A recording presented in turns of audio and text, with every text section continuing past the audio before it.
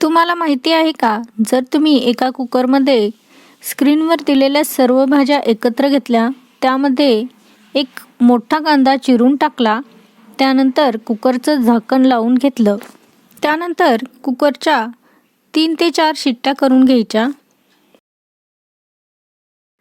जोवर शिट्ट्या होत आहेत तोवर आपल्याला लसूण आणि आलं एकत्र वाटून घ्यायचं आहे.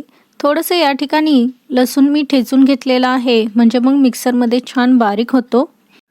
त्यानंतर कढईमध्ये थोडंसं तेल टाकून त्यामध्ये बटर टाकून घ्यायचं आहे.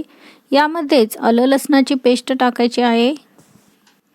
आलं लसूण व्यवस्थित भाजून घ्यायचं आहे.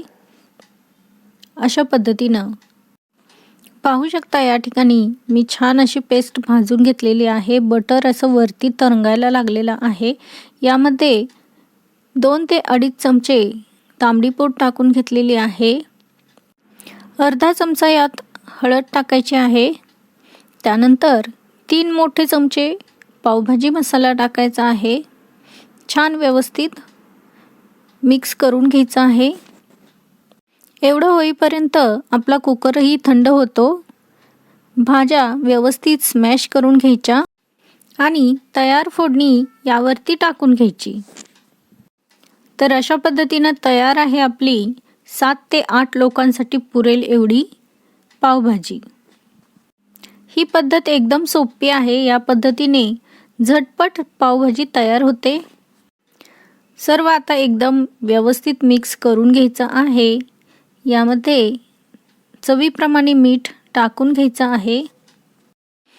आवश्यक तेवढी पावभाजी पातळ करून घ्या. मोठ्या कार्यक्रमांसाठी तुम्ही ही रेसिपी जरूर ट्राय करा. टेस्ट एकदम सुंदर लागते. यावरती मी चीज किसून घेतलेलं आहे, बटर टाकून घेतलेलं आहे, टूटी फ्रुटी, किशमिश आणि काजूचे तुकडे टाकून घेतलेले आहेत. पहा किती सुंदर दिसत आहे. मस्तच. व्हिडिओ आवडला असेल तर लाईक, शेअर, सबस्क्राईब. थँक्यू.